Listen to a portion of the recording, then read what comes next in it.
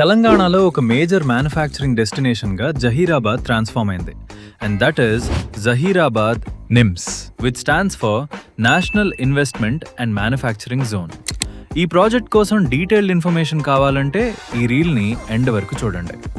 ఒక టైంలో జహీరాబాద్ అంటే మోస్ట్లీ ఒక calm town, agriculture and local businesses మీద డిపెండ్ అయ్యే ప్లేస్. కానీ ఇప్పుడు జహీరాబాద్ స్లోలీ ఒక మేజర్ ఇండస్ట్రియల్ డెస్టినేషన్గా మారుతుంది. దానికి biggest reason Zaheerabad NIMZ. Overall vision around 12,635 acres, making it one of Telangana's biggest planned manufacturing zones. Present development focus approximately 3,245 acres లో ఉంది.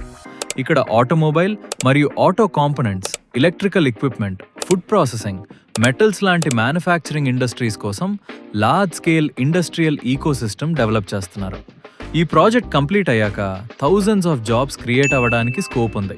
అండ్ ఇండస్ట్రీస్తో పాటు logistics, warehouses, housing and commercial activity కూడా gradually develop అవ్వచ్చు.